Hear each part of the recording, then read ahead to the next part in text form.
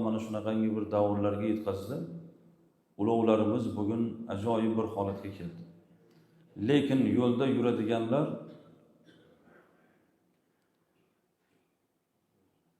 yuradiganlar haydovchi akalarimiz.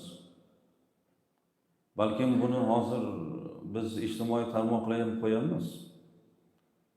Haydovchilarning bir-biriga hurmati pasayib yo'qolib boryapti. Bundan hozir bir 20 yil, 30 yil, 40 yil oldin haydovchilik qilganlar hozir qiynalib qolishyapti.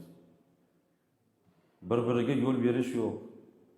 Ro'paradan kelayotgan odamni ko'zini qamashtiradigan chiroqlarni, uzoqni yoqadigan chiroqlarni o'chirish yo'q.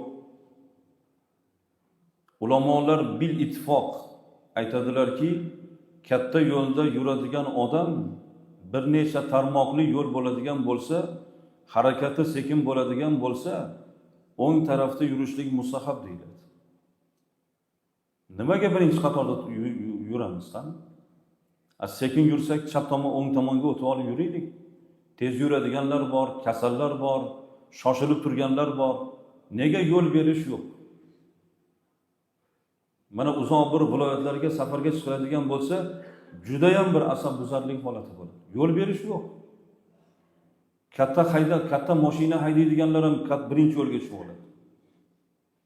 Bu qonunan noto'g'ri narsa bu. Tez harakatlanadigan yo'lovchilarga, transport vositalariga yo'lni ochib qo'yish kerak axir. Odam bir yo'l bermasa, yoningizdan aylanib o'tganda sizga bir qarasa xijolat bo'lmaysizmi?